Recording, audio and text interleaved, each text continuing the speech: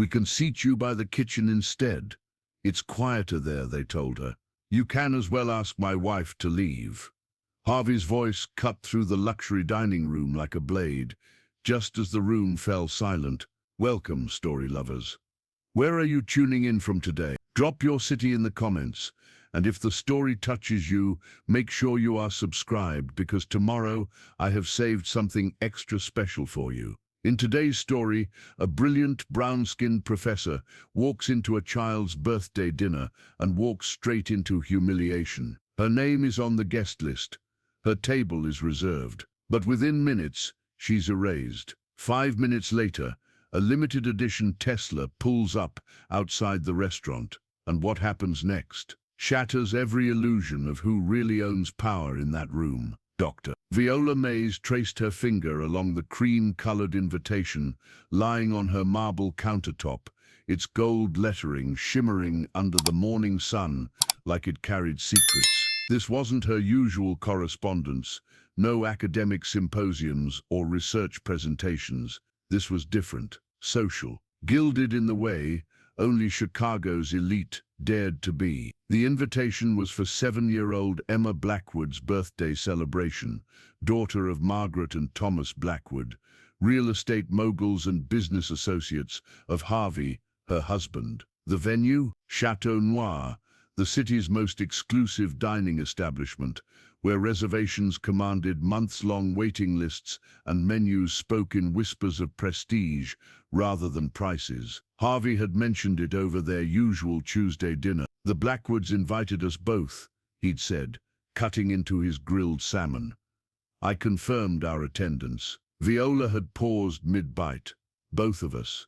Standard courtesy. You'll find it interesting, he'd replied, with that knowing smile that meant he understood more than he revealed. But Viola wasn't built for courtesy, not the kind drenched in unspoken rules and silent assessments. She hadn't learned which crystal went with which course, and frankly, she had no desire to pretend otherwise. Yet something in her chest tightened as she reread the invitation. She wasn't anxious. She was alert to how quickly rooms like these catalogue melanin before merit. Still, she would attend, not to perform or appease, but to claim space. Harvey wouldn't arrive until evening. Board meetings consumed his afternoon. Viola saw no reason to wait. She would go early, on her own terms. She selected her outfit with intention, a flowing emerald dress that celebrated her curves without apology. Simple gold hoops, no designer purse or statement heels, just elegance and purpose. Her hair, a crown of natural coils, was swept into a sophisticated updo. Her presence would do the talking. The Uber stopped before Chateau Noir's gleaming entrance at 4:15 p.m. Afternoon light danced off the restaurant's glass facade, making it appear like a temple of modern affluence. A valet in pressed midnight blue opened her door, his gaze flickering briefly, that automatic scan, calculating whether she belonged. She stepped out anyway, shoulders squared, each step deliberate but unhurried. Inside, the space lived up to its legendary reputation. Polished floors reflected light from a chandelier that resembled crystallized starlight. The air carried hints of saffron and aged wine, subtle but commanding. At the hostess station stood a petite brunette with a severe bun and sharper smile. Her nameplate read, Crystal. Viola approached with a warm smile. Good afternoon. There's a birthday celebration for Emma Blackwood. I should be on the guest list. Viola Mays. Crystal gave a perfunctory nod and flipped through a leather-bound reservation book, scanning twice before looking up. I'm sorry, I don't see that name listed. Viola's smile held steady. It should be there. My husband Harvey Mays confirmed it directly with the Blackwoods. He specifically reserved table 3 by the garden view. Crystal's expression tightened, that micro-reaction Viola had witnessed countless times before. Let me get our manager to assist you, she whispered to another hostess before turning back. Would you mind waiting just a moment? Viola stepped aside, the ambient jazz and conversation flowing around her like she was invisible. She wasn't insulted, not yet, but she was documenting everything. 10 minutes passed, then 50. She watched as guests arrived, mostly white, all radiating the kind of wealth that announced itself through understatement. A woman in scarlet Louboutin sailed past without question. A gentleman in crisp linen received immediate escort to a private alcove. Then, like a force of nature wrapped in silk, a tall blonde in an azure dress swept through the entrance. Tanned, polished, confident, she glided toward the hostess stand. Crystal straightened immediately. "Miss Carlyle, welcome back. Your usual table is ready. Table 3. Viola's pulse quickened. She stepped forward. "Excuse me," she said, keeping her voice level, "but that's the table my husband reserved." Crystal blinked, her expression now unreadable. "I'm sorry, ma'am, but there's been a mix-up. Miss Carlyle is a valued regular. That table has been hers for weeks." At that moment, a man in his 40s approached, slicked hair, tailored navy suit. His nameplate read, "Nelson Graves, manager." He assessed Viola with a look that lingered, just long enough to make his judgment clear. "I apologize for the confusion," Nelson said, with a practiced half-smile, "but that table is unavailable. We can offer you seating near the service area. It's much more private." Viola's spine straightened like steel. Her voice remained soft, but gained an edge. "You're suggesting I take a table by the kitchen while someone else sits at the reservation made in my name?" Nelson shrugged with casual indifference. "We accommodate all our guests as best we can, but sometimes these situations arise." The implication wasn't subtle. In his world, she was the situation. Viola glanced around the lobby. No Harvey in sight, no allies. Her hands clenched, not from anger, but from restraint. She was a guest at an establishment her husband helped finance, yet being treated like an inconvenience. Just as she opened her mouth to respond, just as Nelson gestured subtly toward security, with the arrogance of a man convinced he could manage such complications, the soft hum of an electric motor whispered outside the restaurant. Sleek, distinctive, unlike any vehicle the valet had encountered that day. The entrance doors glided open. Every head turned. The atmosphere in Chateau Noir began to shift. The electric hum had barely faded when the front doors opened with mechanical precision, revealing the man who had just emerged from the limited edition Tesla, now parked curbside. Harvey West didn't stride in with theatrics or swagger. He moved with the controlled precision of someone who understood power, not as performance, but as presence. His charcoal suit was cut so perfectly, it whispered wealth without ever raising its voice. His bronze skin caught the ambient light, and his bearing seemed to command the room before he spoke a single word. That was Harvey's gift. He never announced himself. The room always did it for him. But when his eyes found Viola still standing near the exit, her arms folded, her jaw set with quiet determination, something shifted in his expression. Subtle, just a narrowing of the eyes, a slight tightening of the jaw, but it spoke volumes. He crossed the lobby in measured steps, his attention focused solely on her, as if the glittering space around them had dissolved into irrelevance. "You've been standing here this entire time?" he asked, voice low but edged with controlled tension. Viola didn't answer immediately. She didn't need to. The answer hung heavy between them, visible as the discomfort now rippling through nearby guests who watched the exchange with guarded curiosity. She tilted her head toward the hostess station. "They claimed there was no reservation, gave our table to someone else. With say her, or table to someone else." Harvey turned slowly, deliberately, like a chess master preparing his next move. His gaze settled on Nelson Graves, who had instinctively stepped back, as if distance could provide protection. "You gave away my wife's reserved table." Harvey's voice wasn't loud. It didn't need to be. It carried the weight of authority, of quiet command, that made conversations halt mid-sentence. Nelson cleared his throat, his practiced smile returning like a nervous tick. "There appears to have been some confusion, Mr. West. We weren't aware this guest was your wife." And there it was, the unconscious confession, wrapped in that pause. This guest, the woman you assumed didn't belong. Viola observed the moment, with detached fascination, like watching a play she'd seen rehearsed too many times.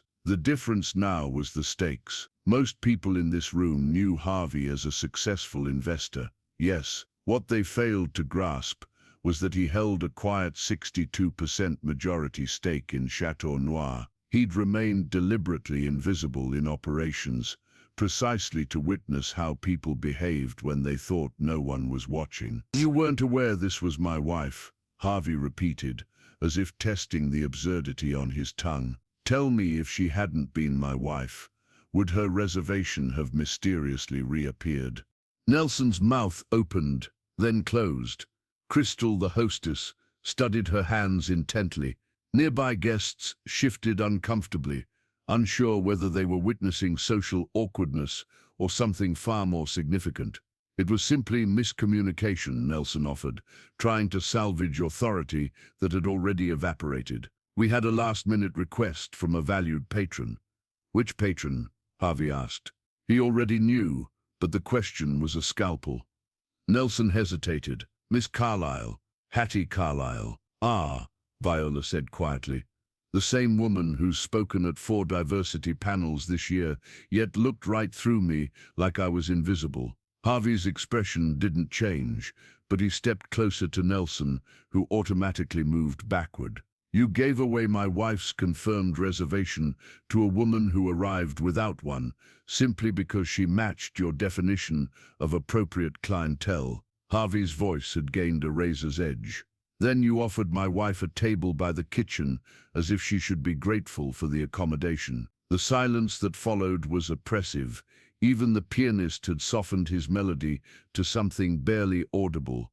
The restaurant's atmosphere had shifted from indulgent celebration to brittle tension, as if everyone suddenly recognized how fragile civility becomes when privilege and prejudice collide. Nelson tried again, his smile now rigid, perspiration beading his forehead. "Mr. West, naturally, had we known." "You didn't need to know," Harvey interrupted.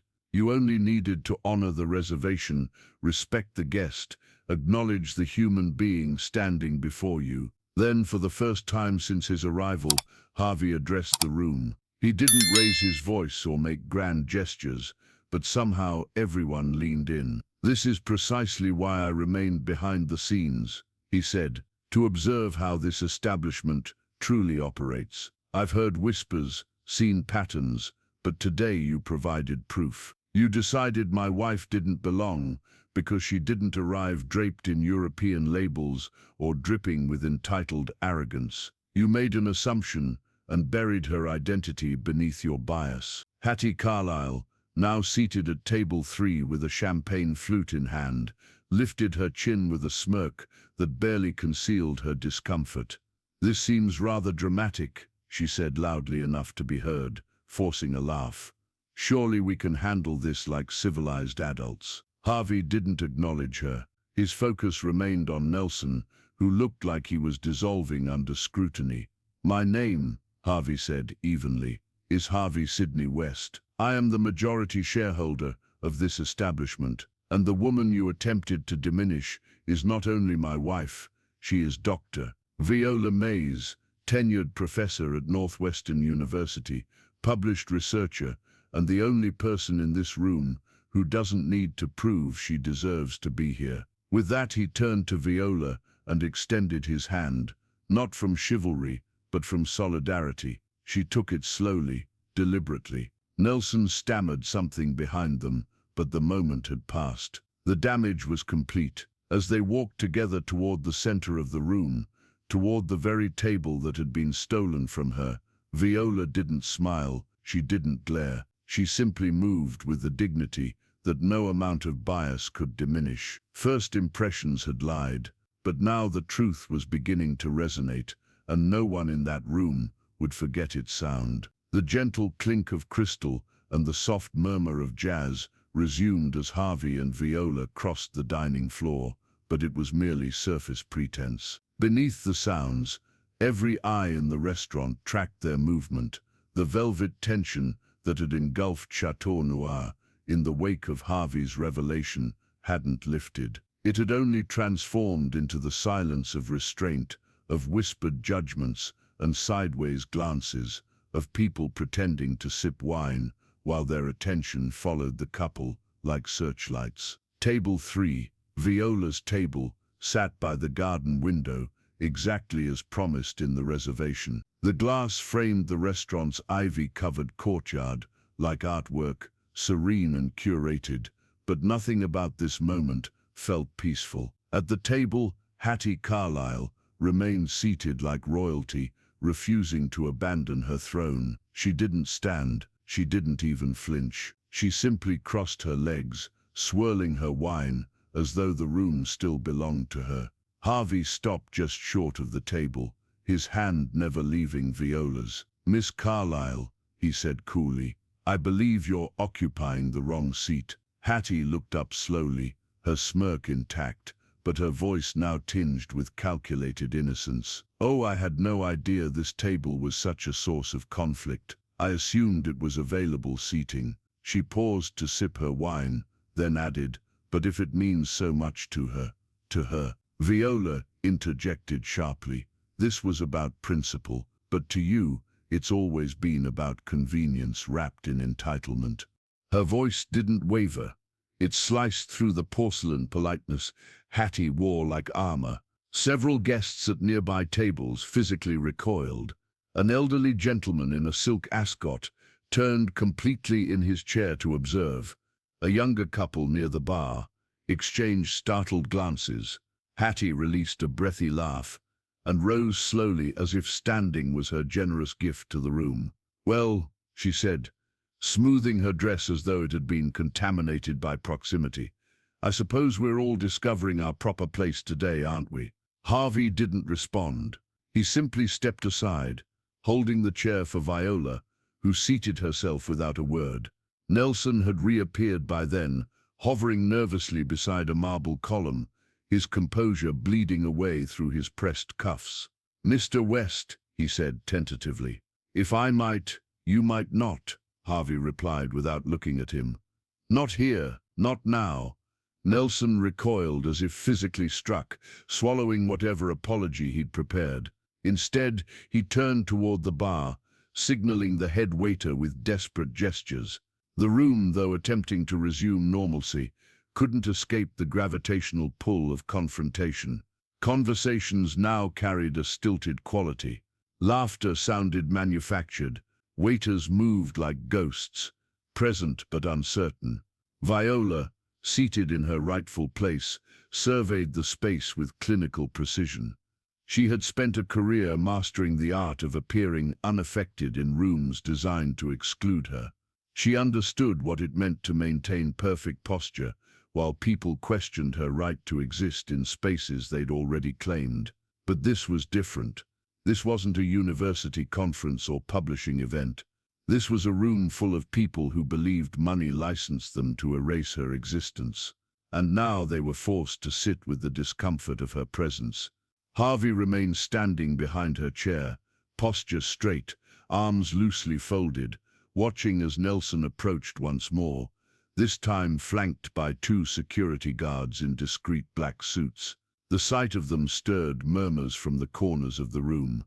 "You cannot be serious," Viola muttered, her eyes narrowing dangerously. "Mr. West," Nelson began again, feigning authority he'd already lost. "We've had a request from another patron to reduce tension.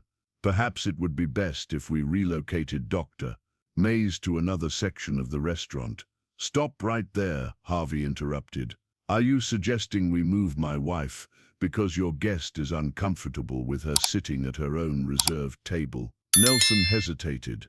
"It's merely a diplomatic suggestion, sir." At that moment something snapped. Not audibly, not visibly, but definitively. Viola stood slowly, deliberately, her hands resting lightly on the table's edge. When she spoke, her voice was quiet but lethal. So, to be clear, after denying my reservation, offering me a kitchen table, handing my seat to someone who arrived after me, and watching her publicly mock me before your guests, your solution is to remove me.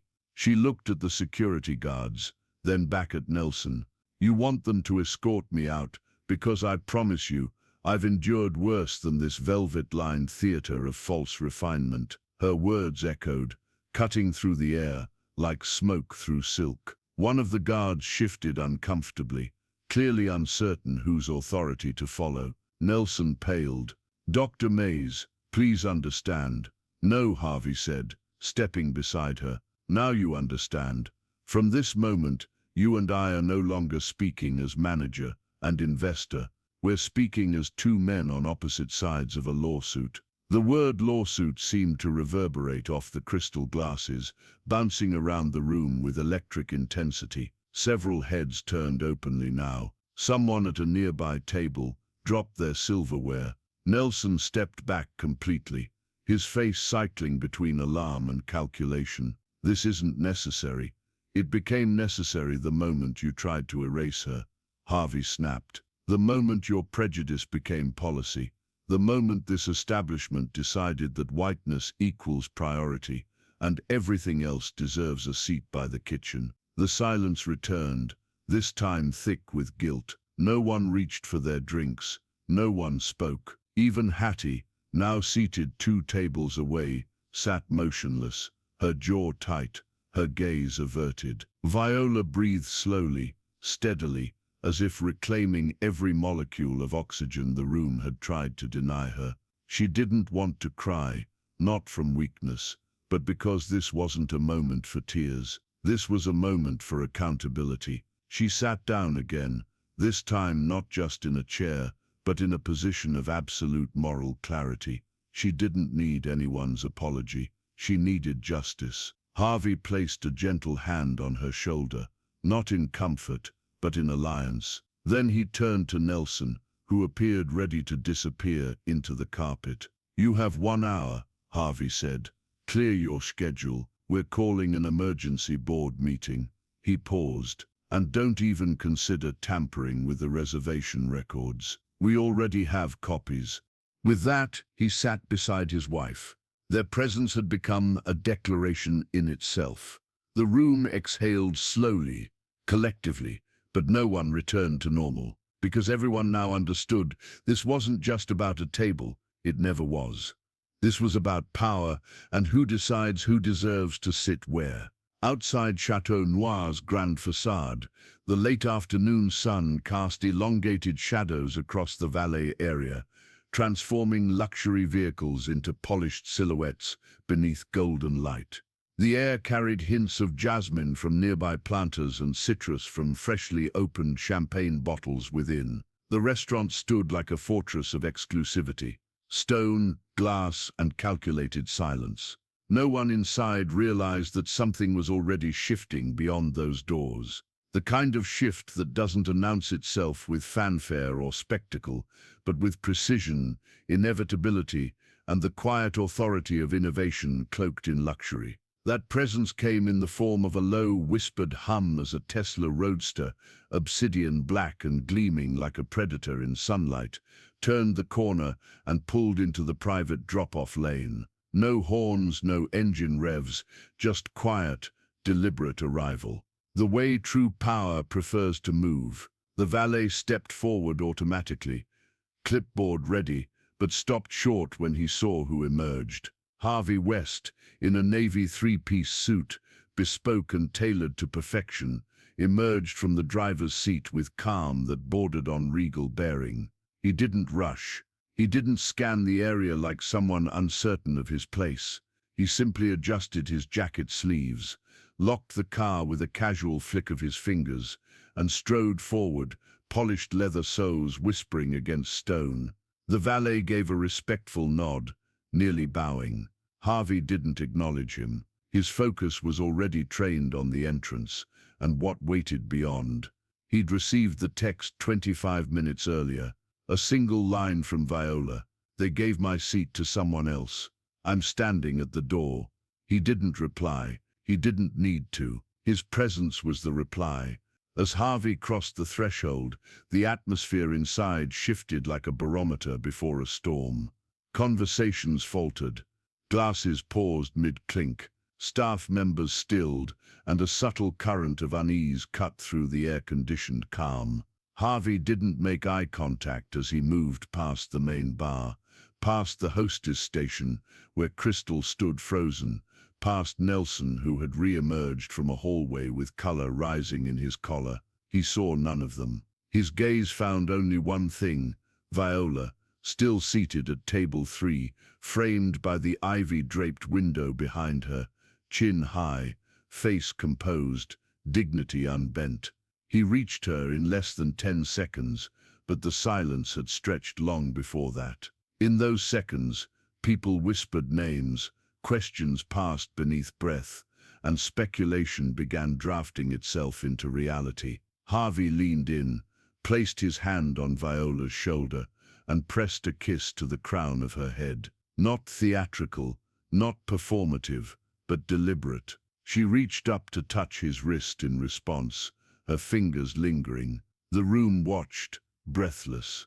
Then Harvey turned, rising slowly, pivoting like a general surveying a battlefield he hadn't chosen but would certainly finish. "Which one is Nelson Graves?" he asked, voice low but cutting through the stillness like a blade. Nelson, who had retreated behind a marble column, now had no choice but to step forward, clearing his throat. "I'm Nelson, Mr. West." Harvey's expression remained neutral. "Ah, so you're the man who decided to humiliate my wife in front of a room full of strangers." Nelson hesitated, hands clasped behind his back like a schoolboy caught in mischief. "Mr. West, there's been some confusion, I assure you." "Was there confusion when her name was in the reservation book?" Harvey interrupted, one eyebrow raised. "Or was the confusion only introduced when a white socialite walked through the door and you decided she looked more suitable for the table?" The word suitable hung in the air like a challenge, daring someone to flinch. No one did.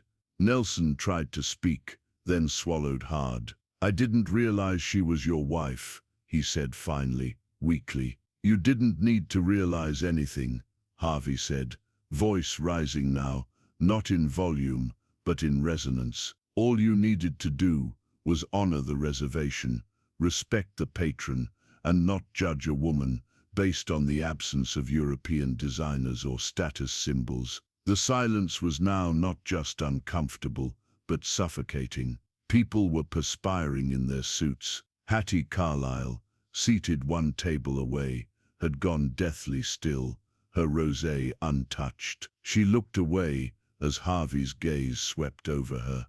"And you," he said, addressing her directly, "sat at a table with another woman's name on it, knowing perfectly well it wasn't yours." Hattie raised her chin, summoning her signature arrogance.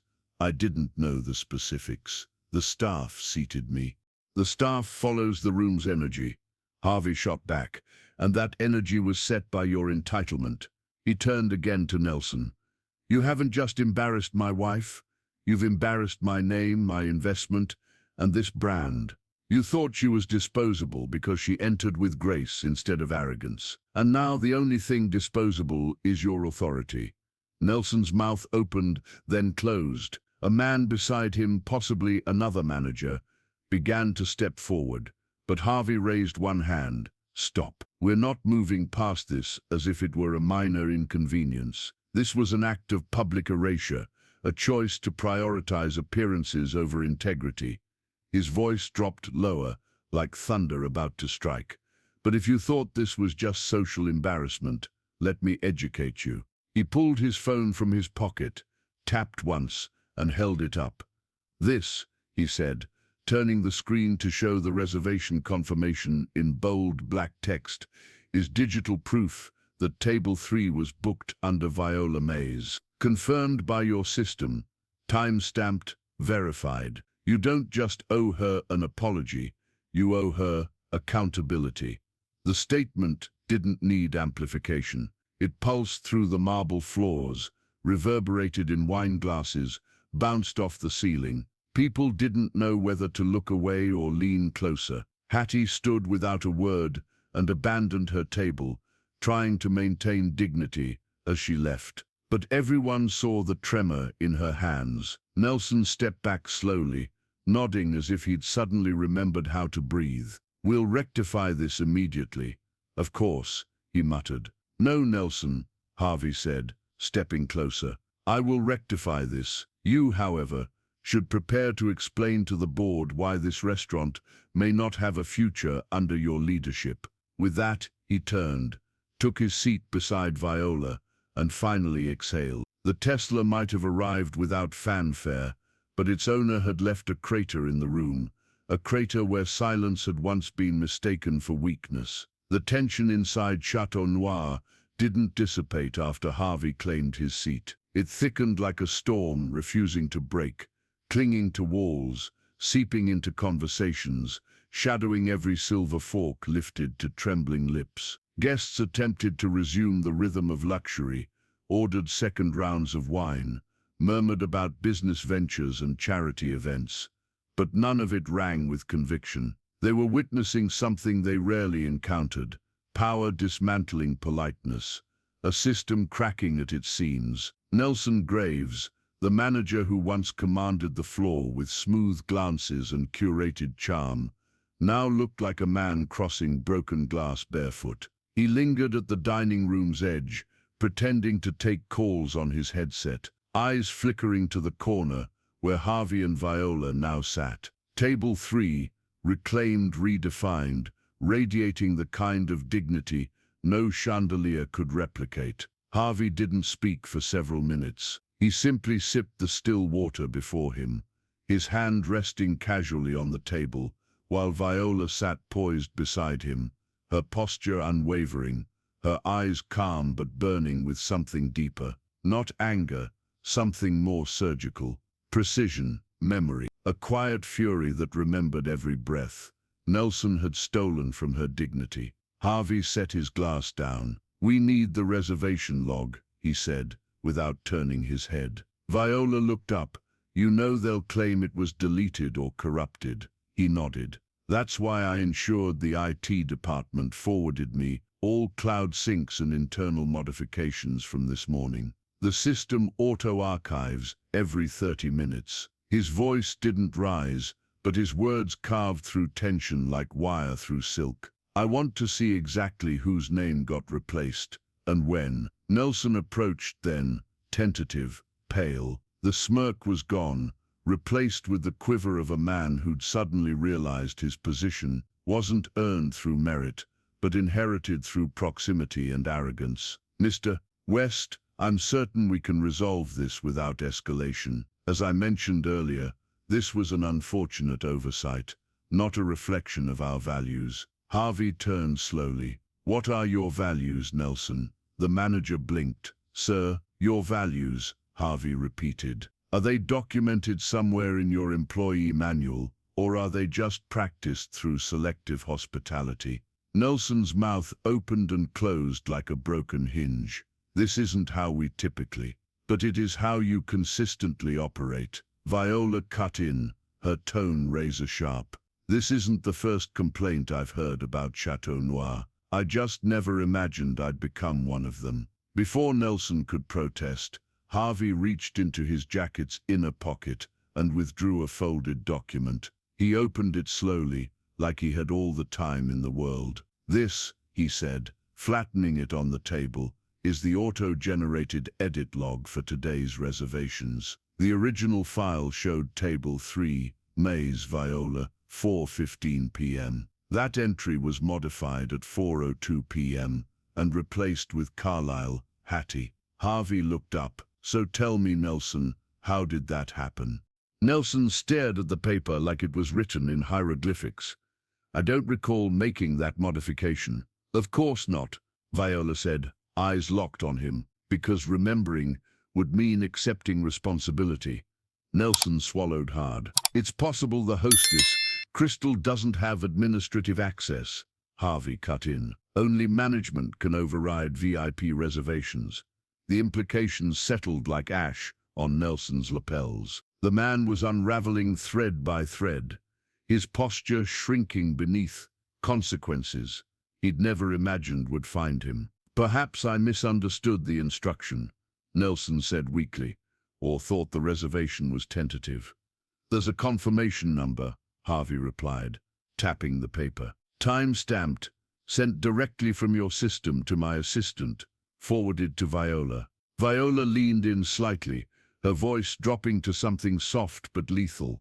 "Do you have any concept of how exhausting it is to fight for space you've already earned? To enter rooms you helped build, only to be told you don't belong?"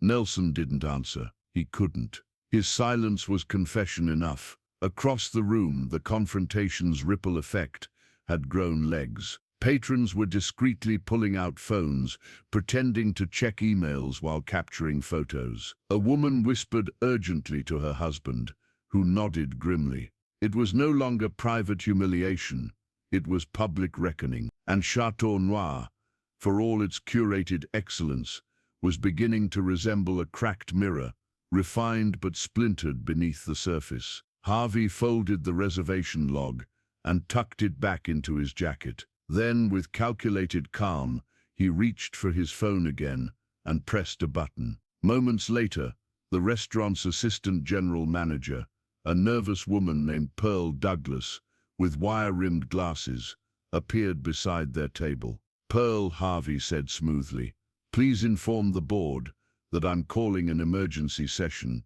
for 8 p.m. Every senior staff member is required to attend, including Mr. Graves." Pearl's eyes darted between Harvey and Nelson. "Yes, sir. And in the meantime," he added, "I want the complete week's reservation log audited. Any edits, any deletions, any names that appear multiple times or were mysteriously displaced." Nelson opened his mouth again, but Harvey held up a finger. "Don't speak, just prepare."